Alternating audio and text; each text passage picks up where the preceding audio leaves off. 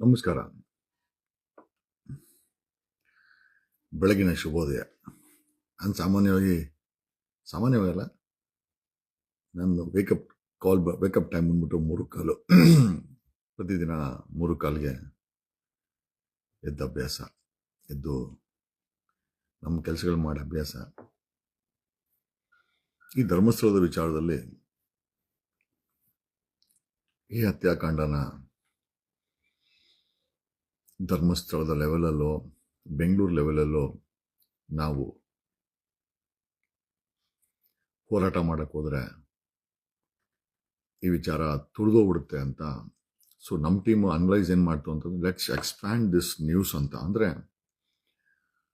ರಾಷ್ಟ್ರೀಯ ಮತ್ತು ಅಂತಾರಾಷ್ಟ್ರೀಯ ಮಾಧ್ಯಮಗಳು ಈ ಧರ್ಮಸ್ಥಳದ ಹತ್ಯಾಕಾಂಡದ ವಿಚಾರವಾಗಿ ಧ್ವನಿ ಎತ್ತಬೇಕು. ಹೇಗೆ ಮಾಡೋದು? ಯಾಕಂದ್ರೆ ನಮಗೆ ಗೊತ್ತಿತ್ತು ಬೆಂಗಳೂರು ಲೆವೆಲಲ್ಲೋ ಅಥವಾ ಧರ್ಮಸ್ಥಳದ ಲೆವೆಲಲ್ಲಿ ಸಾಕಷ್ಟು ಜನ ಹೋರಾಟ ಮಾಡಿದ್ದಾರೆ. ಕಾರಣಾಂತರಗಳಿಂದ ಅದನ್ನ ಅಲ್ಲೇ ಮುಚ್ಚಾಕುವಂಥ ದೊಡ್ಡ ಪ್ರಯತ್ನ ನಡೀತು. ಒಂದು ಮಟ್ಟಿಗೆ ಅವರು ಸಕ್ಸಸ್ಫುಲ್ಲು ಆಗಿದ್ದಾರೆ. ಧರ್ಮಸ್ಥಳದ ಕೊಲೆಗಾರರೇನಿದ್ದಾರೆ ಅವರುಗಳು ಸಕ್ಸಸ್ಫುಲ್ಲು ಆಗಿದ್ದಾರೆ. ಏನು ಬೇಡ ನೋಡಿ, 339 ಜನರಿಗೆ ಇಷ್ಟಿಷ್ಟಪ್ಪ ನೋಟಿಸು, ಹೆಚ್ಚು ಕಮ್ಮಿ ಒಂದು 5 kg ಇದೆ ಇಷ್ಟು ದೊಡ್ಡ ನೋಟಿಸ್ಗಳನ್ನು. 330 ಎಷ್ಟು ದುಡ್ಡು ಖರ್ಚಾಗತ್ತೆ ಟರ್ನ್ ಡ್ರೈವ್ ಹಾಕಿ ಪ್ರೊಟೆಕ್ಟ್ ಮಾಡ್ಕೊಳ್ಳಿ. ಒಂದು ಜೈನ್ ಕುಟುಂಬ ಇಡೀ ಮಾಧ್ಯಮಗಳನ್ನು, ಆಲ್ಮೋಸ್ಟ್ ಎಲ್ಲ ಮಾಧ್ಯಮಗಳನ್ನು ಪಾರ್ಟಿ ಮಾಡಿ ನೋಟಿಸ್, ಇಂಜಂಕ್ಷನ್ನು, ಅಂದರೆ ಮಾನಹಾನಿ ಇದೆ ಅಂತ, ಅಥವಾ ಮಾನಹಾನಿ ಆಗ್ತದೆ ಅಥವಾ ಮಾನಹಾನಿನ ತಡಿಲಿಕ್ಕೆ ಜೈನ್ ಕುಟುಂಬ, ಒಂದು ಧರ್ಮಸ್ಥಳದ ಜೈನ್ ಕುಟುಂಬ ಅಂತೀನಿ ನಾವು ಹರ್ಷೇಂದ್ರ ಜೈನ್ನೇ ಹಾಕಿರೋದು. ವೀರೇಂದ್ರ ಜೈನ್ನ ತಮ್ಮ ಆತನೇನೆ. ಅಂದರೆ 339 ಜನಕ್ಕೆ ಇವರು ನೋಟಿಸ್ ಕೊಡ್ತಾರೆ ಅಂತಂದ್ರೆ ಈಗಲಾದ್ರೂ ನಿಮ್ಗೆ ಅನ್ಸಿಲ್ವಾ? ದೇರ್ ಈಸ್ ಸಮ್ ಅಲ್ಲ, ಇಷ್ಟು ದಿನ ಪ್ರಶ್ನೆ ಮಾಡ್ತಾ ಇದ್ದವ್ರಿಗೆ ತನಿಖೆ ಆಗ್ಲಿ ಬಿಡಿ, SIT ಮಾಡಿರೋದೇ ಉಂಟಂತೆ. ತನಿಖೆ ಮಾಡಕ್ಕೆ ನಿಷ್ಪಕ್ಷಪಾತವಾಗಿ ಆ ಧರ್ಮಸ್ಥಳದ ಜೈನ್ ಕುಟುಂಬ ಬಿಟ್ಟಿದ್ರೆ ಅವ್ರ ಮೇಲೆ ಯಾವುದೇ ಅನುಮಾನ ಬರ್ತಾ ಇರಲಿಲ್ಲ. ಅನುಮಾನದ ಹುತ್ತವನ್ನ ಬೆಳೆಸಿ ನಿಲ್ಲಿಸಿದ್ದಾರೆ. ಸೊ ಇನಿಷಿಯಲ್ ಆಗಿ ನಾವು ಈ ಒಂದು ಹೋರಾಟ ಶುರು ಮಾಡಿದಾಗ ಐ ಥಿಂಕ್ 10 days ಎಷ್ಟೋ ಜನ ಅಲ್ಲಿ ಆಗ್ತಾರೆ. ಯಾರೋ ಮಾರ ಇದು ಹೋರಾಟನ ನೀನೇನು ಪ್ರಚಾರಕ್ಕೆ ತಗೊಂತ ಇದೆಯಾ ಅಂತ. ಏನು ಹೋರಾಟ ಅನ್ನೋದು ಯಾರಪ್ಪನ ಮನೆ ಆಸ್ತಿ ಗುರು. 12 ವರ್ಷದಿಂದ ಹೋರಾಟ ಮಾಡಿ ಏನೋ ಅದು ಮಟ್ಟಿಗೆ ಅವ್ರ ಕೈಲಾಗಿದ್ದನ್ನು ಮಾಡಿದ್ದಾರೆ. ನಮ್ಮ ಕೈಲಾಗಿದ್ದು ಓಟ ನಾವು ಮಾಡಿದ್ದೀವಿ. ರಿಸ್ಕ್ ತಗೊಂಡ್ಮೇಲೆ ನಮ್ಮ ಹೆಸರು ಬರೋದ್ರಲ್ಲಿ ಏನು ಪ್ರಚಾರ, ನಮ್ಗೇನು ತಪ್ಪೇನಿಲ್ಲ. ಓಕೆ, ಒಂದಾಗಿರಲಿ. ಸೊ ಇನಿಷಿಯಲಾಗಿ ನಮ್ಮ ಟೀಮಿನ ವಿಚಾರ ಏನಿತ್ತು ಅಂತಂದರೆ, ಬೆಂಗಳೂರು ಮಟ್ಟದಲ್ಲಿ, ಧರ್ಮಸ್ಥಳದಲ್ಲಿ ಮಟ್ಟದಲ್ಲಿ ಇದು ಬರೀ ಇಲ್ಲಿಗೆ ಸೀಮಿತವಾಯಿತು ಅಂತಂದರೆ ಈ ಕೇಸನ್ನು ಮುಚ್ಚಾಕ್ತಾರೆ. ಆಮೇಲೆ ಈ ಕೇಸನ್ನು ಮುಚ್ಚಾಕಿದ್ರೆ ಕೇಸೇ ಮುಚ್ಚೋಗುತ್ತೆ. ಒಂದ್ಸತಿ ಆಲ್ರೆಡಿ ಸತ್ತೋಗಿದೆ. 12 ವರ್ಷಕ್ಕೆ ಮುಂಚೆ ಸೌಜನ್ಯ ವಿಚಾರದಲ್ಲಿ ಈ ಕೇಸ್ ಸತ್ತೋಗಿದೆ. ಈ ಕೇಸನ್ನು ಏನಾದರೂ ನಾವು ಎಕ್ಸ್ಪೆನ್ಷನ್ ಮಾಡಿಲ್ಲ ಅಂತ, ಅಥವಾ ರಾಷ್ಟ್ರೀಯ ಮಾಧ್ಯಮಗಳು, ಅಂತಾರಾಷ್ಟ್ರೀಯ ಮಾಧ್ಯಮಗಳು ಮಾತಾಡಿಲ್ಲ ಅಂತಂದರೆ ಡೆಫಿನೆಟ್ಲಿ ಈ ಒಂದು ಕೇಸ್ಗೆ ಪ್ರೆಷರ್ ಬೀಳಲ್ಲ ಅಂತೇಳಿ. ಸೊ ವಿ ಸ್ಟಾರ್ಟೆಡ್ ಡೂಯಿಂಗ್ ಒಂದಷ್ಟು ವಿಡಿಯೋನ ಇಂಗ್ಲೀಷಲ್ಲಿ ಮತ್ತು ಹಿಂದಿನಲ್ಲಿ ಮಾತಾಡಿದ್ವಿ. ಇವತ್ತು ಯಾಕೆ ಸರ್ ಇಷ್ಟು ಬೇಗ ಲೈವ್ ಅಂತ ಎಲ್ಲ, ಯೂಶಲಾಗಿ ನಾನು 3 ಹೇಳಿದ್ನಲ್ಲ, 3:15 ಐ ವೇಕಪ್. ಸೊ ಒಂದಷ್ಟೆಲ್ಲ ಕೆಲಸ ಎಲ್ಲ ಮುಗಿಸಿ, ಧ್ಯಾನ ಎಲ್ಲ ಮುಗಿಸಿ, ಇದು ಧರ್ಮಸ್ಥಳದ ಹೆಣ್ಣು ಮಕ್ಕಳ ಆತ್ಮಗಳ ಜೊತೆ ಒಂದಷ್ಟು ಕೂತ್ಕೊಂಡು ಧ್ಯಾನದಲ್ಲಿ ಮಾತಾಡಿ, ಪಾಪ ಅವ್ರದ್ದು ಕಷ್ಟ ಸುಖ ವಿಚಾರಿಸ್ಬೇಕಲ್ಲ. ಅವರೆಲ್ಲ ಕೇಳ್ತಾ ಇದ್ರು, ಏನು ಇದಕ್ಕೆ ನ್ಯಾಯ ಕೊಡಿಸ್ತೀರಾ ಇಲ್ಲ ನಾವೇ ನ್ಯಾಯ ತಗೊಬೇಕಾ ಅಂತ. ನಾವು ಹೇಳಿದ್ವಿ, ಯಾವುದೇ ಗಾಡಿಗಳನ್ನ ಪಲ್ಟಿ ಹಾಕೋದು, ಡೆಂಗು ಹಾಕೋದು, ಆಮೇಲೆ ಅವ್ರಿಗೆ ಹೆಚ್ಚು ಕಮ್ಮಿ ಮಾಡೋದು ಮಾಡಕ್ಕೆ ಹೋಗ್ಬಿಡಿ, ನಾವೆಲ್ಲ ಇದ್ದೀವಿ ಅಂತ ಹೇಳಿಕೊಟ್ರೆ. ಬನ್ನಿ, ಈಗ ಒಂದು ರಾಷ್ಟ್ರೀಯ ಮಾಧ್ಯಮ, ಐ ಥಿಂಕ್ ಮೊಲಾಟಿಕ್ಸ್, ಇಟ್ಸ್ ಒನ್ ಆಫ್ ದ ಲಕ್ಷಾಂತರ ಫಾಲೋವರ್ಸ್ ಇದ್ದಾರೆ. ಅವ್ರು ಇದ್ರ ಬಗ್ಗೆ ವಿಡಿಯೋ ಮಾಡಾಕಿದ್ದಾರೆ.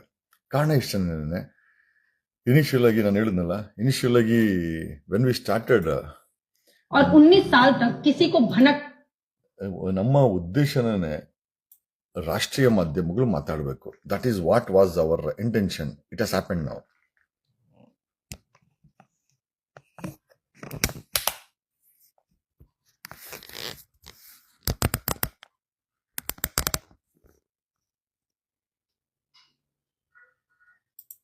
एक मंदिर के नीचे सैकड़ों औरतों की लाशें दबी थी और 19 साल तक किसी को भनक तक नहीं लगी। मामला है कर्नाटक के धर्मस्थल मंदिर का, जहां 19 साल तक काम करने वाले एक दलित सफाई कर्मी ने हाल ही में चुप्पी तोड़ी है, जिसे सुनकर आपके रोंगटे खड़े हो जाएंगे। उसका आरोप है कि उसे 100 से ज्यादा औरतों और नाबालिग लड़कियों की लाशें जलाने और दफनाने को मजबूर किया गया, और अगर उसने मना किया होता तो उसे भी काट कर वहीं गाड़ देते। वो बताता है, कुछ लड़कियां स्कूल ड्रेस में थीं, कुछ के शरीर पर कपड़े तक नहीं थे, कई लड़कियों का गला घोटा गया और कुछ के शरीर पर तेजाब डालकर जलाया गया। ये लाशें दफनाने के लिए उसे अक्सर रात के वक्त बुलाया जाता था और लाशों को नेत्रावती नदी के किनारे गीली मिट्टी में दफनाने के ऑर्डर दिए जाते थे, ताकि बॉडी जल्दी सड़ जाए और कोई सबूत ना बचे। एक मामले में तो लड़की को जला देने से पहले उसका चेहरा तेजाब से जला दिया गया और फिर अखबार में लपेटा गया। पर अब सवाल आता है कि ये बात बाहर कैसे आई। सफाई कर्मी 2014 में अपने पूरे परिवार के साथ धर्मस्थला छोड़कर चला गया था। इसके बाद कर्नाटक के पड़ोसी राज्यों में छिपकर और डर कर अपनी जिंदगी बिताता रहा, लेकिन अब 10 साल बाद वो अपने साथ खुदाई में निकाली गई हड्डियां, पीड़िताओं के आधार कार्ड, कुछ पहचान पत्र और फोटो लेकर 11 जुलाई को अदालत में गवाही देने पहुंचा। यूजुअली कोर्ट में जब किसी को पेश किया जाता है तो उसका चेहरा ढका होता है, पर यह व्यक्ति सिर से पैर तक खुद को कुछ इस तरह से ढक कर आया, क्योंकि वह डरा हुआ है। अगर इस व्यक्ति का दावा सच हुआ तो यकीन मानिए हाल के वक्त का ये देश का सबसे दहला देने वाला खुलासा होगा। उसने जज से कहा, अब मैं अंदर से मर चुका हूँ, इसलिए अब सच बोल रहा हूँ। इस पर बीजेपी विधायक अरविंद बेलाड कहते हैं, ये आरोप झूठे और बेबुनियाद हैं। मंदिर ट्रस्ट पूरी तरह चुप है, लेकिन गवाह का दावा है, जिनका नाम है वो बहुत ताकतवर है। मुझे पहले सुरक्षा दीजिए, फिर मैं नाम बताऊंगा। अब मामला अदालत तक पहुंच चुका है, सबूत जमा किए जा चुके हैं, लेकिन अब देखना ये है कि क्या कोर्ट इस पर कोई बड़ा कदम उठाएगा या ये मामला भी पुराने केसों की तरह दबा दिया जाएगा। इस पूरी घटना पर क्या कहना चाहेंगे कमेंट बॉक्स में जरूर बताएं और हमें फॉलो करना ना भूलें।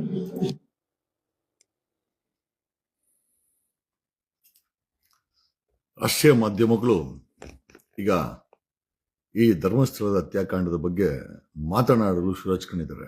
ಅವ್ರು ಹೇಳಿದ ಇಷ್ಟೇನೇನೆ, ಧರ್ಮಸ್ಥಳ ಅನ್ನೋ ಒಂದು ಜಾಗದಲ್ಲಿ ನೂರಾರು ಹೆಣ್ಣು ಮಕ್ಕಳ, ಅದರಲ್ಲೂ ಸ್ಕೂಲ್ಗೆ ಹೋಗುವಂಥ ಹೆಣ್ಣು ಮಕ್ಕಳ ಕಿಡ್ನ್ಯಾಪ್, ಕೊಲೆ ವಿಚಾರ ಬೆಳಕಿಗೆ ಬಂದಿದೆ. ಈ ವ್ಯಕ್ತಿ ಒಬ್ಬ ದಲಿತ್ ಅಥವಾ ಶೆಡ್ಯೂಲ್ ಕ್ಯಾಸ್ಟ್, ಶೆಡ್ಯೂಲ್ ಟ್ರೈಬ್ಸ್ ಗೆ ಸೇರಿದಂಥ ವ್ಯಕ್ತಿ ತಾನೇ ಕೈಯಾರ ಮುಚ್ಚಾಕಿದ್ದಾನೆ ಅಂತ ಬಂದು ಕಂಪ್ಲೇಂಟ್ ಕೊಟ್ಟು FIR ಆಗಿ ಈಗ ಕೋರ್ಟ್ ಮುಂದೆ ಸ್ವಾಯಿಚ್ಛ ಹೇಳಿಕೆ ಮಾಡಿದ್ದಾನೆ. ಈ ವ್ಯಕ್ತಿ ಹೇಳ್ತಾ ಇರುವಂತ ಆರೋಪ ನಿಜ ಆದ್ರೆ ಇದು ಭಾರತದಲ್ಲೇ ಅತ್ಯುನ್ನತ ಕಠೋರವಾಗಿ ಕ್ರೂರವಾಗಿ ಕೊಂದಿರುವಂತ ಕೇಸುಗಳಲ್ಲಿ ಇದು ಕೂಡ ಒಂದಾಗುತ್ತೆ ಅಂತ ರಾಷ್ಟ್ರೀಯ ಮಾಧ್ಯಮ ಮಾಲಿಟಿಕ್ಸ್ ರಿಪೋರ್ಟ್ ಮಾಡ್ತಾ ಇದೆ. ಜಸ್ಟ್ ಇಮ್ಯಾಜಿನ್ ಇವ್ರ ಕಂಡೀಷನ್ ಏನಾಗ್ಬೋದು ಅಂತ. ಇದು ಬರೀ ಬೆಂಗಳೂರಿಗೋ ಧರ್ಮಸ್ಥಳಕ್ಕೋ ಸೀಮಿತವಾಗಿಲ್ಲ. It has crossed the borders ಅನ್ನ ಕ್ರಾಸ್ ಮಾಡಿ ಈ ಕೇಸು ಸಾಕಷ್ಟು ದೊಡ್ಡ ಮಟ್ಟಕ್ಕೆ ಸುದ್ದಿ ಆಗ್ತಾ ಇದೆ. ಅಂಡ್ ಇಷ್ಟು ದೊಡ್ಡ ಕ್ರೂರವಾಗಿ ಕೊಂದಿರುವಂತ ಈ ಕೇಸಲ್ಲಿ ನ್ಯಾಯ ಸಿಗಲೇಬೇಕು.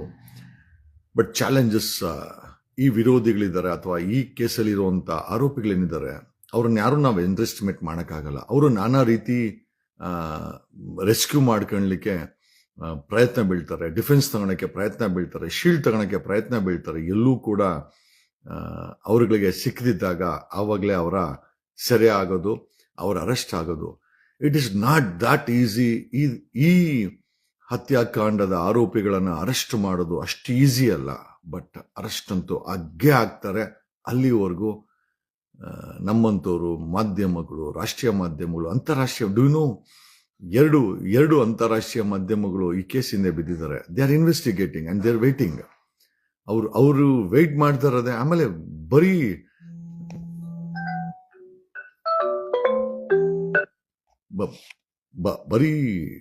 ಬರೀ ಕರ್ನಾಟಕದ ಅವಾಗಲೇ ಯಾರೋ ಒಬ್ರು ವಿಡಿಯೋ ಮಾಡಾಕಿದ್ರು, ತುಂಬಾ ಚೆನ್ನಾಗಿದೆ. ಐ ಥಿಂಕ್ ಮಂಗಳೂರಿನ ಕೆಲವು ಮಾಧ್ಯಮಗಳು ಅನ್ಸುತ್ತೆ ಕೆಲವೊಂದು ವಿಡಿಯೋ ಮಾಡಾಕಿತ್ತು.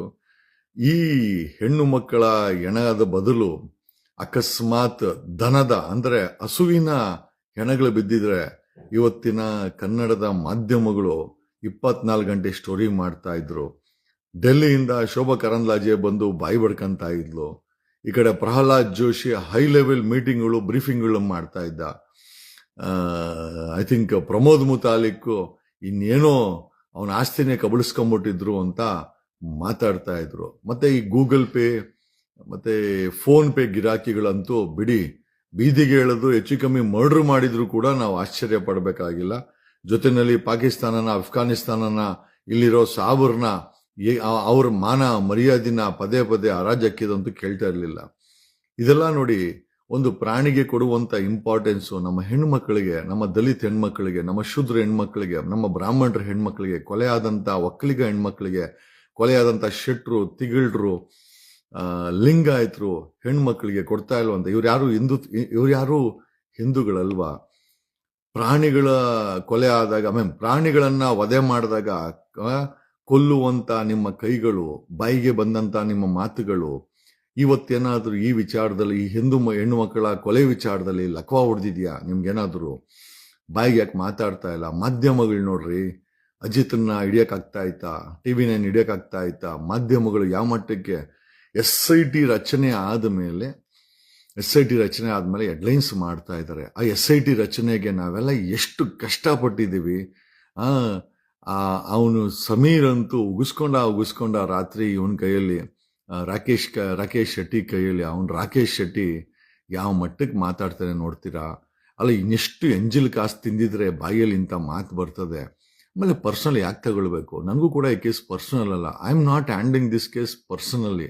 ನಮಗೆ ಒಬ್ಬ ವ್ಯಕ್ತಿಯಾಗಿ, ಒಬ್ಬ ಅಡ್ವೊಕೇಟ್ ಆಗಿ, ಒಬ್ಬ ಧ್ವನಿ ಎತ್ತುವಂಥ ವ್ಯಕ್ತಿಯಾಗಿ ನನ್ನ ಮಟ್ಟದಲ್ಲಿ ಧ್ವನಿ ಎತ್ತಾ ಇದ್ದೀನಿ. C I don't cross my limits. ಕಾರಣ ಯಾಕೆ ಅಂತಂದ್ರೆ, ಏನಕ್ಕೆ ನಾವು ಪರ್ಸನಲ್ ತಗೊಳ್ಬೇಕು? ಎಷ್ಟೋ ಜನ ಕೇಳ್ತಾರೆ, ನೀವು ತಗೊಂಡಿರೋ ಕೇಸುಗಳು ಎಷ್ಟು ತಾರ್ಕಿಕ ಹಂತಕ್ಕೆ ಬಂದಿದೆ ಅಂತ. ನನ್ನ ಪ್ರಶ್ನೆ ಇಷ್ಟನೇ, ಕನಿಷ್ಠ ನಾನು ಧ್ವನಿ ಎತ್ತಿ ಅದನ್ನು ಎಕ್ಸ್ಪೋಸ್ ಮಾಡಿದ್ದೀನಿ. ನೀವುಗಳು ಬರೀ ಕಮೆಂಟ್ ಹಾಕಿ, ಹೆಂಡತಿ ಮಕ್ಕಳ ಜೊತೆ ಅಪ್ಪ ಯಾವನೋ ಎಕ್ಸ್ಪೆನ್ಷನ್ ಮಾಡ್ತಾನೆ, ದಿನ ಅಲ್ಲಿ ಕಮೆಂಟ್ ಹಾಕೋದು, ಸರ್ ಈ ವಿಚಾರದ ಬಗ್ಗೆ ಧ್ವನಿ ಮಾಡಿ, ಆ ವಿಚಾರದ ಬಗ್ಗೆ ಧ್ವನಿ ಮಾಡಿ ಅಂತ. ನಮ್ಮ ದೇಶದಲ್ಲಿ ಹೆಂಗೆ ಅಂತಂದ್ರೆ, ಭಗತ್ ಸಿಂಗ್ ಹುಟ್ಟಬೇಕಾ? ಹೌದು, ಹುಟ್ಟಬೇಕು. ನಮ್ಮ ಮನೇಲಂತೂ ಹುಟ್ಟೋದು ಬೇಡ, ಪಕ್ಕದ ಮನೇಲಿ ಹುಟ್ಕೊಳ್ಳಿ. ಯಾಕಂದ್ರೆ ನಾವು ನೋಡಿ ಚಪ್ಪಾಳೆ ಹೊಡೆದು ಜೈ ಭಾರತ್ ಮಾತಾಗೆ ಜೈ ಅನ್ಕೊಂಡು ನಾವು ಆರಾಮಾಗಿ ನಮ್ಮ ಹೆಂಡತಿ ಮಕ್ಕಳ ಜೊತೆನಲ್ಲಿ ಸೇಫ್ ಆಗಿರ್ತಾರೆ.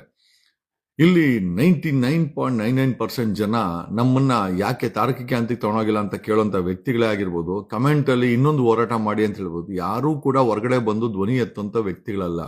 ಬರೀ ಅಲ್ಲಿ ಕಮೆಂಟ್ಗೆ ಸೀಮಿತವಾಗಿರ್ತಾರೆ. ಕಾರಣ ಯಾಕೆಂದ್ರೆ ಅವ್ರ ಕೆಪಾಸಿಟಿ ಇರಲ್ಲ.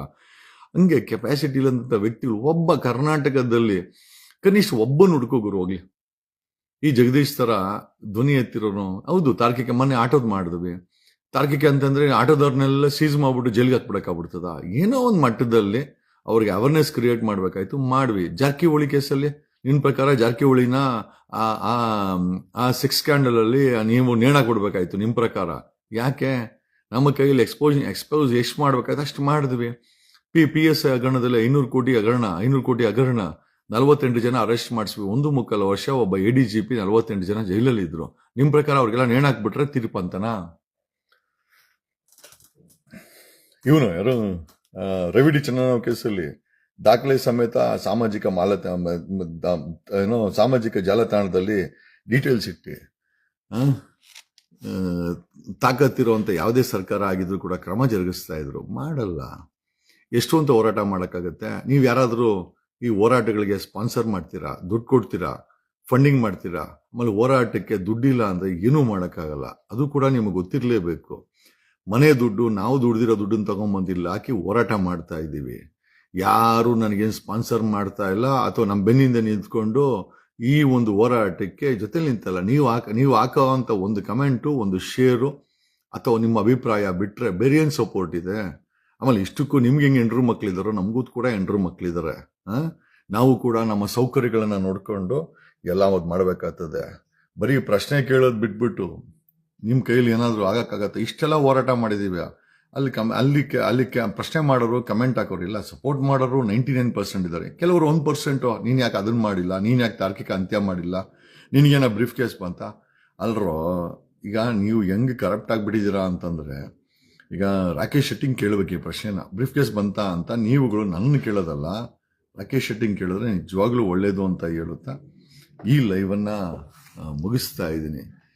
ನೋಡಿ, ವಿರೋಧ ಪಕ್ಷದವರು ಹೆಣ್ಣು ಮಕ್ಕಳ ಹೆಣ ಬಿತ್ತು ಅಂತಂದ್ರೆ ಯಡಿಯೂರಪ್ಪ ಏನು ಹೇಳ್ದ?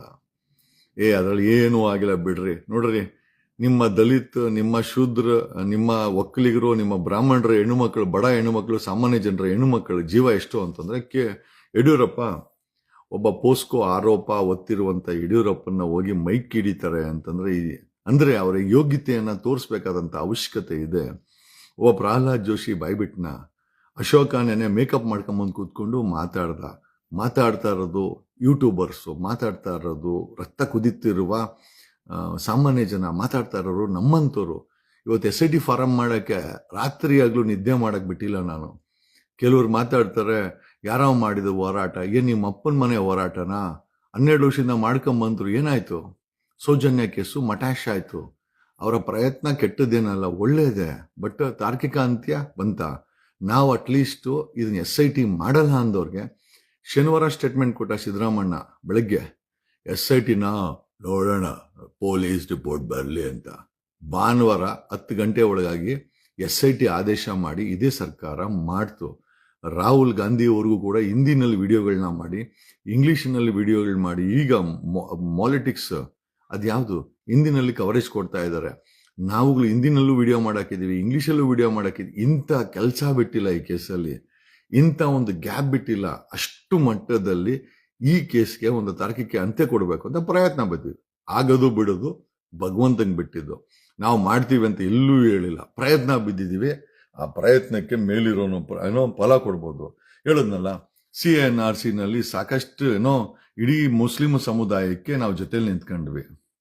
ನಮಗೆ ಕಷ್ಟ ಬಂದಾಗ ಯಾವನು ₹1 ಕೊಡಿಲ್ಲ. ನಾವು ಜೈಲಿಗೆ ಹೋದಾಗ ಯಾವನು ಬಿಡಿಸ್ಕೊಂಬಂದಿಲ್ಲ. ಕಣ್ಣಲ್ಲಿ ನೀರಾಗ್ದವರು ನಮ್ಮ ಕುಟುಂಬ, ಬೇಜಾರು ಮಾಡ್ಕೊಂಡವರು ನಮ್ಮ ಕುಟುಂಬ, ಯಾರೂ ಇಲ್ಲ. ಇವತ್ತೇನಾದ್ರು ಧ್ವನಿ ಮಾಡ್ತಾ ಇದ್ದೀವಿ ಅಂತಂದ್ರೆ ಒಂದು ಕಮೆಂಟ್ ಹಾಕ್ತೀರಾ, ಒಂದು ಶೇರ್ ಮಾಡ್ತೀರಾ, ನಿಮ್ಮ ಬಗ್ಗೆ ಗೌರವ ಇದೆ. ಹಂಗಂದ್ ಮಾತ್ರಕ್ಕೆ ನಾವು ಇಲ್ಲೇನು ಪಂಚಿ ಎತ್ಕೊಂಡು ಬಲಿ ಹಾಕಂತಿಲ್ಲ. ನಾವು ಬಲಿ ಆಗೋದ್ರಲ್ಲಿ ನನಗೆ ನಂಬಿಕೆನೇ ಇಲ್ಲ. ಕಾರಣ ಯಾಕೆಂದ್ರೆ ಬಲಿ ಆದ್ರೆ ಹೋರಾಟ ಮಾಡೋಕ್ಕಾಗಲ್ಲ. ನಾನು ಚೆನ್ನಾಗಿ ಎಷ್ಟೋ ಜನ ಕೇಳ್ತಾರೆ, ಏನು ಸರ್ ಒಳ್ಳೆ ಮನೆ ಕಟ್ಟಿದ್ದೀರಾ, ಒಳ್ಳೆ ಕಾರಲ್ಲಿ ಯಾಕೆ ಓಡಾಡಬಾರ್ದು? ಕುಮಾರಸ್ವಾಮಿ ಮಗನೇ ಓಡಾಡ್ಬೇಕಾ? ಯಡಿಯೂರಪ್ಪನ ಮಗನೇ ಓಡಾಡ್ಬೇಕಾ? ಸಿದ್ದರಾಮಣ್ಣ ಮಗನೇ ಓಡಾಡ್ಬೇಕಾ? DK ಶಿವಕುಮಾರೇ ಓಡಾಡ್ಬೇಕಾ ಹೆಲಿಕಾಪ್ಟರ್ಲಿ? ನಮ್ಗೇನು ಓಡಾಡೋ ಕೆಪಾಸಿಟಿ ಇಲ್ವಾ? ಯಾಕೆ ಓಡಾಡಬಾರ್ದು? ಆಮೇಲೆ ಒಂದು ಹೋರಾಟಗಾರರು ಕಿತ್ತೋಗಿರೋ ಬಟ್ಟೆ ಹಾಕೊಂಡು, ಬ್ಯಾಗ್ ತಗಲಾಕೊಂಡು, ಚಪ್ಪಲಿ ಹಾಕೊಂಡು ಬೀದಿನಲ್ಲಿ ಓಡಾಡ್ಬೇಕಾ? ನಾನು ಆ ಕೆಪಾಸಿಟಿ ಅವನಲ್ಲ. ನಾನೇ ಬೇರೆ, ನನ್ನ ಸ್ಟೈಲೇ ಬೇರೆ. ಆಮೇಲೆ ಏನೇನು ಮಾಡಿದ್ರು ಕಡ್ಡಿನ ಎಡ್ತು ಕೂಡ ಮಾಡ್ತೀವಿ. ಓಕೆ, ಅವನು ಎಷ್ಟೇ ದೊಡ್ಡ ವ್ಯಕ್ತಿ. ಈ ಧರ್ಮಸ್ಥಳ ಹತ್ಯಾಕಾಂಡದ ವಿಚಾರದಲ್ಲಿ ಆರೋಪಿ ಅಂತ ಅಥವಾ ಅಪರಾಧ ಹೊತ್ತಿರೋನು ತುಂಬಾ ಪವರ್ಫುಲ್ಲು. ಓಕೆ, ಆ ಕುಟುಂಬವನ್ನ ಬಗ್ಸೋದು ಅಷ್ಟು ಈಸಿ ಅಲ್ಲ. ಬಟ್ ಬಗ್ತಾರೆ, ಬಗ್ಲೇಬೇಕು ಸತ್ಯತಮ್ಮ. ಓಕೆ, ಅಲ್ಲಿವರೆಗೂ ತಾಳ್ಮೆಯಿಂದ ವರ್ತನೆ ಮಾಡಕ್ಕೆ ಕೆಲವ್ರಿಗೆ. ಆಮೇಲೆ ಕೆಲವ್ರು ಆಗ್ತಾರೆ, ಧರ್ಮಸ್ಥಳ ಮಂಜುನಾಥನ ಎದುರಾಕೊಂಡಿದ್ದೆ ಅಂತ. ನಿಜವಾಗ್ಲೂ ಹೇಳ್ತೀನಿ, ನಾವು ಯಾರನ್ನೂ ಎದುರಾಕಣಂತ ಅವಶ್ಯಕತೆ ಇಲ್ಲ. ಅಲ್ಲಿ ನಡೆದಿರೋ ಹತ್ಯಾಕಾಂಡದ ಬಗ್ಗೆ ನಾವು ಪ್ರಶ್ನೆ ಮಾಡ್ತಾ ಇದ್ವಿ. ಆಮೇಲೆ ನಿಜವಾಗ್ಲೂ ಅಲ್ಲಿ ಧರ್ಮಸ್ಥಳ ಮಂಜುನಾಥನಿದ್ದು ಈ ಹೆಣ್ಣು ಮಕ್ಕಳ ಕೊಲೆ ಆಗಿದೆ ಅಂತಂದ್ರೆ, ಆ ಧರ್ಮಸ್ಥಳ ಮಂಜುನಾಥನ್ನೇ ನಾನು ಕೇಳ್ತೀನಿ, ಅಲ್ಲಪ್ಪ ಮಂಜುನಾಥ, ನಿನಗೆ ಕಾಪಾಡೋ ಶಕ್ತಿ ಅಂತಾರೆ, ನಿನಗೆ ದೇವ್ರು ಅಂತ ಬಂದು ಕಾಲಕ್ಕೆ ಬೀಳ್ತಾರೆ, ಉಂಡಿ ಕಾಸು ಹಾಕ್ತಾರೆ. ಇಷ್ಟು ಜನ ಹೆಣ್ಣು ಮಕ್ಕಳು ನಿನ್ನ ಕ್ಷೇತ್ರದಲ್ಲಿ ಕೊಲೆ ಆಗಿದೆ ಅಂತ ಆರೋಪ ಮಾಡ್ತಾ ಇದ್ದಾನಲ್ಲ ಭೀಮಾ ಅನ್ನೋನು, ಯಾಕೆ ಅವರನ್ನ ಕಾಪಾಡಲಿಲ್ಲ? ಯಾಕೆ ಸುಮ್ಮನಾದೆ? ಅಥವಾ ಕರ್ಮದ ಫಲವೇ? ಅಥವಾ ಧ್ವನಿ ಎತ್ತಲು ಈ ಸಮಾಜದಲ್ಲಿ ಒಂದಷ್ಟು ಶಕ್ತಿಗಳು ಹೊರಗಡೆ ಬರಲಿ ಅಂತ ಏನಾದರೂ ಕಾದ್ ಕುಳಿತೀಯಾ? ನಮಗಂತೂ ಗೊತ್ತಿಲ್ಲ. ಎಷ್ಟೋ ಜನ ಆಗ್ತಾರೆ, ಧರ್ಮಸ್ಥಳನ ಎದುರಾಕೊಂಡಿರಿ, ಸತ್ಯಕ್ಕೋಸ್ಕರ ಇಡೀ ಪ್ರಪಂಚವನ್ನೇ, ಇಡೀ ಬ್ರಹ್ಮಾಂಡವನ್ನೇ ಬೇಕಾದ್ರೆ ಎದುರಾಕಂತೀನಿ. ನನಗೇನು ಸಮಸ್ಯೆ ಇಲ್ಲ. ಆ ರೀತಿ ವೀಕ್ ಫೆಲೋ ಅಂತೂ ನಾನಂತೂ ಅಲ್ಲೇ ಅಲ್ಲ. ಆಮೇಲೆ ಒಂದಂತೂ ನಿಜ, ಕೊಲ್ಲುವ ದೈವಕ್ಕೆ ನ್ಯಾಯ ಕೊಡುವ ಶಕ್ತಿ ಇಲ್ಲವೇ? ಕೊಂದಿರೋದು ನಿಜ, ಮಣ್ಣು ಮಾಡಿರೋದು ನಿಜ. ಈ ಕೇಸ್ಗೆ ನ್ಯಾಯ ಸಿಗಬೇಕಾರೋದು ಅಷ್ಟೇ ನಿಜ.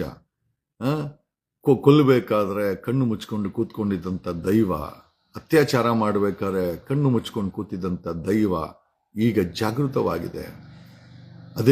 ಅದೇ ದೈವಕ್ಕೆ ನ್ಯಾಯ ಕೊಡಬೇಕು ಅಂತ ಅನ್ನಿಸ್ತಾ ಇದೆ. ಆಮೇಲೆ ನನಗನ್ಸಿದ್ದೇನು ಅಂತಂದ್ರೆ, ಯಾಕೆ ದೈವ ಸುಮ್ಮನೆ ಇತ್ತು ಅಂತಂದ್ರೆ, ಈ ಸಮಾಜದಲ್ಲಿ ಮೂಢನಂಬಿಕೆ ಅಥವಾ ಮುಖವಾಡ ಹಾಕೊಂಡಿರುವಂತ ದೈವ ಮಾನವಗಳ ಮುಖವಾಡ ಕಳಚಕ್ಕೆ ವ್ಯಕ್ತಿಗಳ ಹೆಸರು ನಿರ್ಧಾರ ಆಗಿತ್ತು, ಜೊತೆಯಲ್ಲಿ ತಿಥಿನೂ ನಿರ್ಧಾರ ಆಗಿತ್ತು. ತಿಥಿ ಅಂತಂದ್ರೆ ಸಮಯ ಕೂಡ ನಿರ್ಧಾರ ಆಗಿತ್ತು. ಭಗವಂತನಿಗೆ ರೂಪ ಇಲ್ಲ, ಆ ದಿವ್ಯ ಶಕ್ತಿಗೆ ರೂಪ ಇಲ್ಲ. ಅವನು ಬೇರೆ ಯಾವುದೋ ವ್ಯಕ್ತಿಗೆ ಆ ಶಕ್ತಿಯನ್ನು ಕೊಟ್ಟು ವ್ಯಕ್ತಿಗಳಿಗೆ ಅಥವಾ ವ್ಯಕ್ತಿಗೆ ಈ ಈ ರೀತಿಯ ಘಟನಾವಳಿಗಳಿಗೆ ಒಂದು ತಾರ್ಕಿಕ ಅಂತ್ಯ ಅಥವಾ ನ್ಯಾಯ ಕೊಡಲು ಬಿಡ್ತಾನೆ. ಅದರ ಒಂದು ಭಾಗವೇ ಈ ಧರ್ಮಸ್ಥಳ ಹತ್ಯಾಕಾಂಡದ ಇಷ್ಟರ ಮಟ್ಟಿಗೆ ಹೊರಗಡೆ ಬರ್ತಾ ಇರೋದು. SIT ಮಾಡಬಾರ್ದು ಅಂತ ಅಡ್ಡ ನಿಂತಂತ DK ಶಿವಕುಮಾರ ಏನೋ ಪೈಲಟ್ ವೆಹಿಕಲ್ ಉಲ್ಟಾ ಆಗತ್ತೆ ಅಂದ್ರೆ ನಿಮ್ಗನ್ಸಲ್ವಾ ಇಲ್ಲಿ ದೈವತ್ವ ಕೆಲಸ ಮಾಡ್ತಾ ಇದೆ ಅಂತ? ಅನ್ಸಲ್ವಾ? ನಾನು DK ಶಿವಕುಮಾರ್ಗೆ ಕೆಟ್ಟದನ್ನ ಬಯಸುವಂತ ವ್ಯಕ್ತಿ ಅಲ್ಲ. ಬಟ್ ಇಲ್ಲಿ SIT ಮಾಡಬೇಡ ಅಂತ ಅಡ್ಡ ನಿಂತಂತ ವ್ಯಕ್ತಿಗಳಲ್ಲಿ, ಪ್ರಬಲ ವ್ಯಕ್ತಿಗಳಲ್ಲಿ ಸರ್ಕಾರದಲ್ಲಿ DK ಶಿವಕುಮಾರ್ ಕೂಡ ಒಬ್ಬರು. ಇದು ನಮ್ಮ ಇಂಟೆಲಿಜೆನ್ಸಿ ರಿಪೋರ್ಟು. ಆಮೇಲೆ ಇದನ್ನ ಹೇಳೋಕೆ ನನಗೆ ಏನು ಸಮಸ್ಯೆ ಅಲ್ಲ. We have every inter report. ಅಡ್ಡ ನಿಂತಂತ ವ್ಯಕ್ತಿಯ DK ಶಿವಕುಮಾರ್ ಗಾಡಿ ಮೈಸೂರಲ್ಲಿ ಉಲ್ಟಾ ಆಗತ್ತೆ. ಡೆಂಗು ಬಂದು ಮೈಗೆ ಹುಷಾರಿಲ್ಲ, ನನ್ನನ್ನು ಯಾರು ಕಾಂಟ್ಯಾಕ್ಟ್ ಮಾಡ್ಬಿಡಿ ಅಂತ ಮಲ್ಕಂತಾರೆ. ಅಲ್ರಿ, ಇಷ್ಟೆಲ್ಲ ಆಗ್ತಾ ಇದೆ ಅಂತಂದ್ರೆ ಪ್ರಬಲವಾಗಿ ಧ್ವನಿಯನ್ನ ಕಡಿಮೆ ಮಾಡದೆ ಪ್ರತಿದಿನ ಅವನ್ ನೋಡಿದ್ರೆ, ರಾಕೇಶ್ ಶೆಟ್ಟಿ ನೋಡಿದ್ರೆ ಕೆಟ್ಟ ಕೆಟ್ಟ ಪದಗಳನ್ನ ಬಳಸ್ಕೊಂಡು ಎದುರಿಸ್ತಾನೆ. ಮಾಧ್ಯಮದಲ್ಲಿ ಕೂತ್ಕೊಂಡು ರೌಡಿಸಮ್ ಮಾಡ್ತಾನೆ, ಮಾಧ್ಯಮದಲ್ಲಿ ಕೂತ್ಕೊಂಡು ಎದುರಿಸ್ತಾನೆ. ಅವನು ಶಿವಭಕ್ತ ಅಂತೆ. ಶಿವಭಕ್ತ ಆಗಿದ್ರೆ ಸತ್ತು ಹೋದ ಹೆಣ್ಣು ಮಕ್ಕಳ ಆತ್ಮಗಳಿಗೆ ನ್ಯಾಯ ಕೊಡ್ಸಕ್ಕೆ ಪವರ್ ಟಿವಿ ರಾಕೇಶ ಕೆಲಸ ಮಾಡ್ತಾ ಇದ್ದ. ಈ ರೀತಿ ಹುಚ್ಚನ್ ರೀತಿ ಕೆಟ್ಟ ಕೆಟ್ಟ ಪದಗಳಿಂದ ನಿಂದನೆ ಮಾಡಿಕೊಂಡು ಧಮ್ಕಿ ಮಾಡಿಕೊಂಡು ಕೈ ಕತ್ತು ನಿಂಗೆ ಅಲಾಡ್ಸು ನಿಂಗೆ ಹಿಂಗೆ ಏನು ಜಸ್ಟ್ ಬಿಕಾಸ್ ಒಂದು ಮಾಧ್ಯಮ ಇಟ್ಕೊಂಡ್ಬಿಟ್ರೆ ನೀನು ಸ್ಯಾಟಲೈಟ್ ಕಮೆಂಟ್ ಸೆಕ್ಷನ್ ಆಫ್ ಮಾಡ್ತಾನೆ. ಎಂಥ ಹಲ್ಕಟ್ಗಳಲ್ಲ ಇವರೆಲ್ಲ ನ್ಯಾಯ ಕೊಡ್ಸೋರ, ಕಾಸು ಮಾಡ್ಕೊಳೋರು. ಇದೇ ರಾಕೇಶ್ ಶೆಟ್ಟಿ ಒಂದು 25 ಕೋಟಿ ರೂಪಾಯಿ ಬೆಲೆ ಬಾಳ ಮನೆ ಕಟ್ಕೊಂಡಿದ್ದಾನೆ, ಓಡಾಡೋದು ಇಂಪೋರ್ಟೆಡ್ ಕಾರುಗಳಲ್ಲಿ. ಆಮೇಲೆ ಪೇಮೆಂಟ್ ಇಲ್ಲದೆ ರಾಕೇಶ್ ಶೆಟ್ಟಿ ಯಾವ್ದಾದ್ರು ಕಾರ್ಯಕ್ರಮ ಮಾಡ್ತಾನ? ಯಾವ್ದಾದ್ರು ಕಾರ್ಯಕ್ರಮ ಮಾಡ್ತಾನ? ಪ್ರಜ್ವಲ್ ರೇವಣ್ಣನ ವಿಚಾರದಲ್ಲಿ ಯಾಕೆ ಅಷ್ಟೊಂದು ಅವನು ರಾಕೇಶ್ ಶೆಟ್ಟಿ ಇನ್ವಾಲ್ವ್ಮೆಂಟ್ ಆಗಿದ್ದ ಅಂತ? ಖಂಡಿತ ಅವನಿಗೆ ಏನೋ ಈ ಹೆಣ್ಣು ಮಕ್ಕಳ ಬಗ್ಗೆ ಕನ್ಸರ್ನ್ ಇದೆ ಅಂತಲ್ಲ, ಅವನು ಕನ್ಸರ್ನ್ ಇದ್ದಿದ್ದು DK ಶಿವಕುಮಾರನ್ನ ಖುಷಿ ಮಾಡಬೇಕು ಅಂತ. ಅವನು ಕುಮಾರಸ್ವಾಮಿ ಅವ್ರ ವಿಚಾರದಲ್ಲಿ DK ಶಿವಕುಮಾರ್ನ ಖುಷಿ ಮಾಡಿದ್ರೆ DK ಶಿವಕುಮಾರ್ ಇವನನ್ನು ಖುಷಿ ಮಾಡಿಸ್ತಾರೆ. ಬೇರೆ ಏನೂ ಅಲ್ಲ, ಬರೀ ಒಬ್ರಿಗೊಬ್ರು ಖುಷಿ ಮಾಡೋದಷ್ಟೇ. DK ಶಿವಕುಮಾರ್ಗೆ ದೇವೇಗೌಡರ ಫ್ಯಾಮಿಲಿ ಬಗ್ಗೆ ಖುಷಿ ಆಗ್ಬೇಕು. ಆ ರಾಕೇಶ್ ಶೆಟ್ಟಿ ಆ ನ್ಯೂಸ್ ಮಾಡಿ ಖುಷಿ ಕೊಟ್ಟ. DK ಶಿವಕುಮಾರ್ ಕೂಡ ರಾಕೇಶ್ ಶೆಟ್ಟಿಗೆ ಖುಷಿ ಮಾಡಿರ್ತಾರೆ. ಇದು ನನ್ನ ಅನುಭವ, ನನಗೆ ಹೇಳಕ್ಕೆ ಏನು ಸಮಸ್ಯೆ ಇಲ್ಲ. ಆಮೇಲೆ ಈ ರಾಕೇಶ್ ಶೆಟ್ಟಿ ಮಾಡೋ ಪ್ರತಿಯೊಂದು ವಿಚಾರಕ್ಕೂ ಕೂಡ ಒಂದು ಒಂದು ಒಂದು ಒಂದು ಸಬ್ಜೆಕ್ಟ್ ತಗೊಂಡ್ರೆ ಅದರೊಂದು ವಿಚಾರ ಇತ್ತು ಅಂತಂದ್ರೆ ಅದಕ್ಕೊಂದು ಡ್ಯಾಡಿ ಇರ್ತಾರೆ. ಡ್ಯಾಡಿ ಅಂದ್ರೆ ಯಾರು? ಆ ಸುದ್ದಿಗೆ ನ್ಯೂಸ್ ಹಾಕುವಂಥವ್ರು ಡ್ಯಾಡಿ, ಆ ಸುದ್ದಿಗೆ ಬಂಡವಾಳ ಹಾಕುವಂಥವ್ರು ಡ್ಯಾಡಿ. ಈ ರಾಕೇಶ್ ಶೆಟ್ಟಿಗೆ ಪ್ರತಿಯೊಂದು ಕಾರ್ಯಕ್ರಮದಲ್ಲೂ ಕೂಡ 99% ಡ್ಯಾಡಿಗಳಿದ್ದೇ ಇರ್ತಾರೆ. ಡ್ಯಾಡಿ ಇದ್ರೆ ಮಾತ್ರ ಇವನು ರಾಕೇಶ್ ಶೆಟ್ಟಿ ಕಾರ್ಯಕ್ರಮ ಮಾಡೋದು. ಅದ್ರಲ್ಲಿ ಏನಾದರೂ ಲಾಭ ಇದ್ರೆ ಮಾತ್ರ ರಾಕೇಶ್ ಶೆಟ್ಟಿ ಲಾಭ ಮಾಡೋದು. ಲಾಭ ಇಲ್ಲ ಅಂದ್ರೆ ಅವನು ಏನೂ ಮಾಡಲ್ಲ. ಈಗ coming to straight to Dharmasthala ಹತ್ಯಾಕಾಂಡದ ವಿಚಾರದಲ್ಲಿ ಕೊಲೆ ಆಗಿರೋದು ನಿಜ, ಹೆಣ್ಣು ಮಕ್ಕಳು ಮಿಸ್ಸಿಂಗ್ ಆಗಿರೋದು ನಿಜ. ಯಾಕೆ ಅನನ್ಯ ಭಟ್ ಅವರ ತಾಯಿ ಸುಜಾತಾ ಭಟ್ ಅವರು ಓಪನ್ ಆಗಿ ಬಂದು ಹೇಳ್ತಾ ಇದ್ದಾರೆ, ಯಾರೊಳಗೆ ಧಮಕಿ ಹಾಕರು, ಯಾರು ತಲೆ ಹೊಡೆದಾಕರು, ಯಾವಾಗಿಂದ ಅವ್ರ ಮಕ್ಕಳು ಮಿಸ್ ಆಗಿದ್ದಾರೆ ಅಂತ. ನಾವೇನಾದ್ರು ಕಟ್ಟುಕತೆ ಕಟ್ಕೊಂತ ಇದ್ದೀರಾ?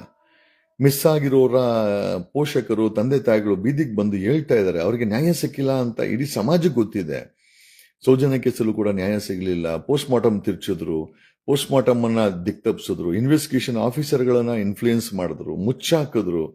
ಕೊನೆಗೆ ಅವ್ರ ನೋಡಿ, ಧರ್ಮ ವರ್ಕ್ ಆಗುತ್ತೋ ಇಲ್ಲೋ ಗೊತ್ತಿಲ್ಲ, ಕರ್ಮ ಅಂತೂ ವರ್ಕ್ ಆಗೇ ಆಗತ್ತೆ. ಇದು ಕರ್ಮದ ಫಲ, ಕರ್ಮದ ಭೂಮಿ ಅಂತಾರೆ. ನಾವು ಮಾಡಿದ ಇಲ್ಲೇ ಅನುಭವಿಸ್ಬೇಕಾಗತ್ತೆ. ನೀನು ಒಳ್ಳೇದ್ ಮಾಡು ಅನುಭವಿಸ್ತೀಯಾ, ಕೆಟ್ಟದ್ ಮಾಡು ಅನುಭವಿಸ್ತೀಯಾ. ನೀನ್ ಎಷ್ಟೇ ದೊಡ್ಡವನಾಗಿರೋ, ಜಾರಕಿಹೊಳಿ ರೀ, ಒಂದು ಸಮಯದಲ್ಲಿ ಜಾರಕಿಹೊಳಿ ಕೇಸನ್ನ ಕೈ ಇಟ್ಟಾಗ ಎಲ್ಲ ಏನ್ ಹೇಳಿದ್ರು ಗೊತ್ತಾ ನನ್ಗೆ? ನಿನ್ನ ಮುಗಿಸಾಕ್ತಾರೆ ಕಣೋ, ಹುಷಾರಾಗಿರು ಅಂತ. ನಾನು ಮುಗಿಸ್ಬೇಕಾದವನು ಮೇಲೆ ಅವನಿದ್ದಾನೆ, ಅವನು ನನ್ನ ಪ್ರೊಟೆಕ್ಟ್ ಮಾಡ್ತಾ ಇದ್ದಾನೆ. ಆಮೇಲೆ ನನಗೂ ಕೂಡ ಒಂದು ಶಕ್ತಿ ಅಂತೂ ಭಗವಂತ ಆಶೀರ್ವಾದ ಮಾಡೇ ಮಾಡಿದ್ದಾನೆ.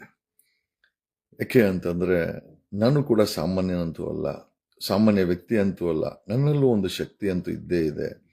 ಅದು ನಾನು ಹೇಳ್ಕೊಳ್ಳೋಂಥ ಅವಶ್ಯಕತೆ ಇಲ್ಲ. ನನ್ನ ಬಾಯಲ್ಲಿ ಬರೋವಂಥ ಮಾತಿದೆಯಲ್ಲ, ಅದಕ್ಕೊಂದು ಶಕ್ತಿ ಅಂತ. I always says words are very powerful. Ensure ನೀವು ಪದ ಬಳಕೆಯನ್ನು ಹುಷಾರಾಗಿ ಮಾಡಿ. ಬ್ರೂಸ್ಲಿ ಹೇಳಿರೋಂಥ ವಿಚಾರ ಇದು. Every word is a form of energy. ನಾವು ಮಾತಾಡ್ತೀವಲ್ಲ, it's a form of energy. ಯಾವ ರೀತಿ ಆತ್ಮ ಎನರ್ಜಿ, ಯಾವ ರೀತಿ ಪರಮಾತ್ಮ ಎನರ್ಜಿ, ನಾವು ಮಾತಾಡೋ ಮಾತು ಇದೆಯಲ್ಲ ಅದು ಕೂಡ ತುಂಬ ಇಂಪಾರ್ಟೆಂಟು. ಆಮೇಲೆ ಆ ಬಳಕೆ ಇದೆಯಲ್ಲ ತುಂಬ ಇಂಪಾರ್ಟೆಂಟು. ಎಂಜಲ್ ಕಾಸ್ತಿಂದು ಯಾರೋ ಬ್ರೀಫ್ ಕೇಸ್ ಕೊಟ್ಟರು ಅಂತ ಸ್ಯಾಟಲೈಟ್ ಟಿವಿ ಓನರ್ ಆಗಿ ಆ ರೀತಿ ಮಾತಾಡೋದು ಎಷ್ಟು ಮಟ್ಟಿಗೆ ಸರಿ ಅಂತ ಹೇಳುತ್ತಾ,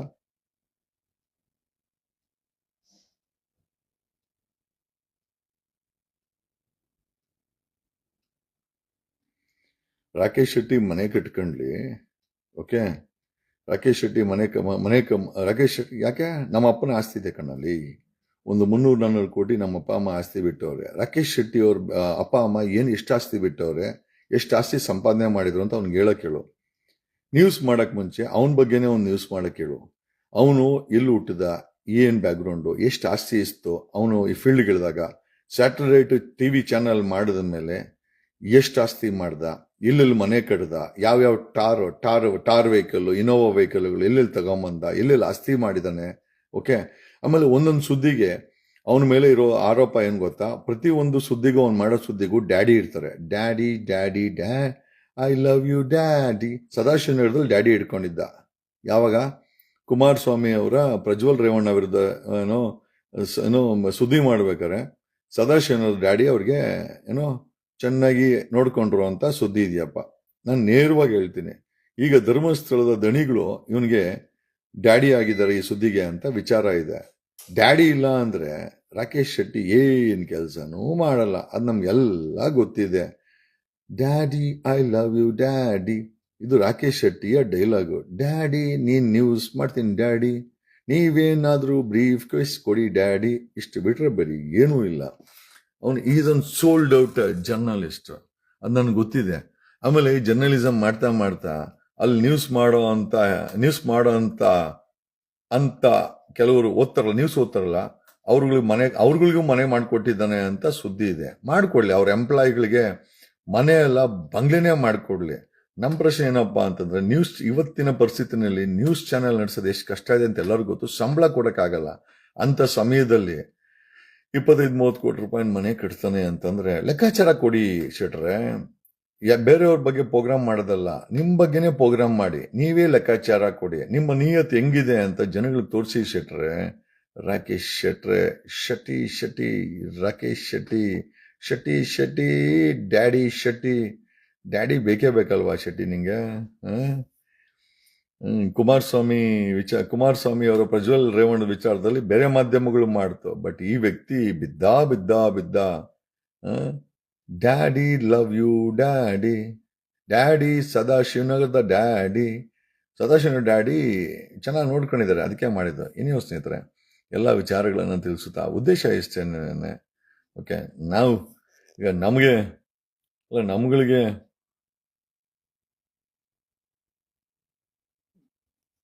ಥ್ಯಾಂಕ್ ಯು ಎಲ್ಲ ವಿಚಾರಗಳನ್ನು ತಿಳಿಸುತ್ತಾ ಈ ಲೈವ್ ಅನ್ನ ಮುಗಿಸ್ತಾ ಇದ್ದೀವಿ. ಒಂದಂತೂ ನಿಜ, ನಮ್ಮ ಪ್ರಯತ್ನ ಅಷ್ಟೇ. ಈ ಕೇಸು ದಡ ಸೇರ್ಬೋದು ಅಥವಾ ಹಾಳಾಗೋಗ್ಬೋದು, ಮೇಲಿರೋನ ವಿಚಾರ.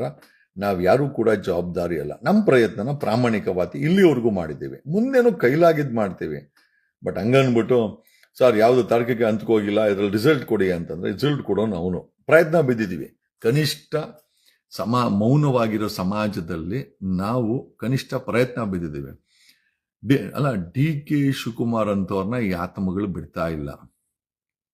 ಒಂದಂತೂ ನಿಜ, ಡಿ ಕೆ ಶಿವಕುಮಾರ್ ಅಡ್ಡ ನಿಂತಿದ್ದು ನಿಜ. ಈ ಧರ್ಮಸ್ಥಳದ ಹತ್ಯಾಕಾಂಡದ ಆತ್ಮಗಳು ಡಿ ಕೆ ಶಿವಕುಮಾರ್ ಇಂದ ಬಿದ್ದಿದೆ ಅಂತ ನಾನು ಅವತ್ತೇ ಹೇಳಿದೆ. ನನ್ನ ಮನಸ್ಸಿಗೆ ಅನ್ಸಿದ್ದು ಧ್ಯಾನದಲ್ಲಿ ಕೂತ್ಕೊಂಡಾಗ. ಬೇರೆ ಯಾರು ಕೂಡ ಕೆಡಕ್ ಮಾಡಕ್ ಹೋದ್ರು ಕೂಡ ಫರ್ಗೆಟಬಲ್ ಕೋರ್ಟ್, ಫರ್ಗೆಟಬಲ್ ಲಾ, ಪ್ರಿಜುಡೈಸ್ ಮ್ಯಾಟರ್ಸ್ ಇವೆಲ್ಲ ಇವು. ಓಕೆ, ನಾನು ಕೋರ್ಟಿನ ವಿಚಾರದಲ್ಲಿ ನಾವು ಗೌರವ ಇದೆ, ನಾವೇನು ಮಾತಾಡಕ್ ಹೋಗಲ್ಲ. ಹಂಗಂದ್ ಮಾತ್ರಕ್ಕೆ ಕೋರ್ಟ್ ಮಾಡ್ತವೆ, ಆತ್ಮಗಳ ಕೆಲಸ ಆತ್ಮ ಮಾಡ್ತವೆ. ಆತ್ಮಗಳು ಪರಮಾತ್ಮನ ಒಂದು ಭಾಗ. ಆತ್ಮ ಇದೆಯಲ್ಲ, ಆ ಪರಮಾತ್ಮನ ಒಂದು ಭಾಗ. ಆತ್ಮ ಪರಮಾತ್ಮ ಡಿಸೈಡ್ ಮಾಡಿದ್ರೆ ಇಲ್ಲ ಆಗುತ್ತೆ, ಬೇರೆ ಏನೋ ಒಂದು ಕರಾತ್ಮ. ಓಕೆ, ಮೊನ್ನೇನೂ ಅಷ್ಟೇನೆ ಡಿ ಕೆ ಶಿವಕುಮಾರ್ ಅವರ ಪೈಲಟ್ ಗಾಡಿ ಉಳ್ಕೊಂಡಿದ್ದು ಈ ಆತ್ಮಗಳ ಒಂದು ಕೆಲಸ ಅಂತ ನನ್ನ ಧ್ಯಾನದಲ್ಲಿ ಗೊತ್ತಾಯ್ತು. ಸೊ ಗೊತ್ತಿರೋದನ್ನ ನಾನು ಶೇರ್ ಮಾಡ್ತೀನಿ. ಡಿ ಕೆ ಶಿವಕುಮಾರ್ ಇವತ್ತು ಕೂಡ ವಿರೋಧ ಮಾಡ ಹೋದ್ರೆ ಇನ್ನೂ ಹೆಚ್ಚಿನ ತೊಂದರೆಗಳು ಈ ಆತ್ಮಗಳು ಕೊಡಬಹುದು ಅಂತ ನನಗೆ ಧ್ಯಾನದಲ್ಲಿ ಅನ್ನಿಸ್ತು. ಅದಕ್ಕೋಸ್ಕರನೇ 3 ದಿವಸ ಡೆಂಗು ಜ್ವರ ಬಂದಿದೆ ಅಂತ ಮಲ್ಕೊಂಬಿಟ್ಟವ್ರಂತೆ. ಮಲ್ಕೊಂಡ್ರೆ ನಾವೇನು ಮಾಡೋಕ್ಕಲ್ಲ. ಬಟ್ ಒಂದಂತೂ ನಿಜ, ಧರ್ಮಸ್ಥಳದ ಹತ್ಯಾಕಾಂಡದ ಆತ್ಮಗಳು ಆಕ್ಟಿವ್ ಆಗಿವೆ. ಅವು ಯಾವ SITಗೂ ಕೇರ್ ಮಾಡಲ್ಲ, ಯಾವ ಸರ್ಕಾರಕ್ಕೂ ಕೇರ್ ಮಾಡಲ್ಲ, ಯಾವ ಇನ್ಫ್ಲೂಯೆನ್ಸ್ಗೂ ಕೇರ್ ಮಾಡಲ್ಲ. ಆತ್ಮಗಳು ಆಕ್ಟಿವೇಟ್ ಆಗಿದೆ. ನಾನು ಪದೇ ಪದೇ ಹೇಳ್ತೀನಿ, words are very powerful. Think before you speak ಅಂತ. ಮಾತನಾಡುವ ಮುನ್ನ ಯೋಚನೆ ಮಾಡಿ ಮಾತಾಡಿ ಅಂತ. ಯಾಕಂದ್ರೆ ಆಡಿದ ಮಾತಿಗೆ ಎನರ್ಜಿ ಇದೆ, ಪವರ್ ಇದೆ, ಅದು ನಿಜ ಆಗುತ್ತೆ. ಸೊ ಈ ಆತ್ಮಗಳು ಕೂಡ ಆಕ್ಟಿವೇಟ್ ಆಗಿರೋದು ಅಷ್ಟೇ ನಿಜ. ಸಿದ್ದರಾಮಯ್ಯ ಮಾಡಲ್ಲ ಅಂತ ಹೇಳಿದ್ರು, SIT ಮಾಡಲ್ಲ ಅಂತಂದ್ರು. ಕೇವಲ 12 ಅವರಲ್ಲಿ ಅದೇ ಸಿದ್ದರಾಮಯ್ಯ ಮಾಡಿದಾನೆ. ಆತ್ಮಗಳಿಗೆ ಪವರ್ ಇಲ್ವಾ? ವಿರೋಧ ಮಾಡದಂತ D K Shivakumar pilot vehicle ಉಲ್ಟಾ ಆಗತ್ತೆ. ಆತ್ಮಗಳಿಗೆ ಪವರ್ ಇಲ್ವಾ? ಆತ್ಮಗಳು ಆಕ್ಟಿವೇಟ್ ಆಗಿಲ್ವಾ? ನಾನು ಬಾಯಲ್ಲಿ ಹೇಳಿದ್ರು ಸುಳ್ಳನೆ ಅನ್ಕೊಂಬಿಡೋಣ. ಕೆಲಸ ಮಾಡಿ ತೋರಿಸ್ತಾವೆ ಆತ್ಮಗಳು ಕೆಲಸ ಮಾಡಿ ತೋರಿಸ್ತಾ ಇದೆ. ತುಂಬಾ ದೊಡ್ಡ ಅನಾಹುತ ಆತ್ಮಗಳು ಮಾಡುತ್ತವೆ. ಇದನ್ನ ಈ ಅಮೃತ ಗಳಿಗೆನಲ್ಲಿ ನಾನು ನಿಮ್ಗೆ ಹೇಳ್ತಾ ಇದ್ದೀನಿ. ಈ ಆತ್ಮಗಳು ತುಂಬಾ ದೊಡ್ಡ ಅನಾಹುತವನ್ನ ಮಾಡಲು ತಯಾರಿ ನಡೆಸಿದ್ವೆ, ಮಾಡೇ ಮಾಡ್ತವೆ. ಇವತ್ತಾಗ್ಬೋದು, ನಾಳೆ ಆಗ್ಬೋದು, ನಾಳಿದ್ದಾಗ್ಬೋದು. ಒಂದು ದೊಡ್ಡ ಅನಾಹುತ ಮಾಡೇ ಮಾಡ್ತವೆ. ನಿಮಗೆಲ್ಲ ಈ ಒಂದು ಕೇಸಲ್ಲಿ ತಾರ್ಕಿಕ ಅಂತ್ಯವನ್ನ ಈ ಆತ್ಮಗಳೇ ತೋರಿಸ್ತವೆ. ಜಗದೀಶೂ ಅಲ್ಲ, ಸರ್ಕಾರನೂ ಅಲ್ಲ, SITನೂ ಅಲ್ಲ. ಆತ್ಮಗಳು ಆಕ್ಟಿವೇಟ್ ಆಗಿವೆ. ಆತ್ಮಗಳು ಈ ಒಂದು ಹತ್ಯಾಕಾಂಡಕ್ಕೆ ನ್ಯಾಯ ತಗೊಳ್ತವೆ, ನ್ಯಾಯವನ್ನ ಕೊಡ್ತವೆ. ಧನ್ಯವಾದ.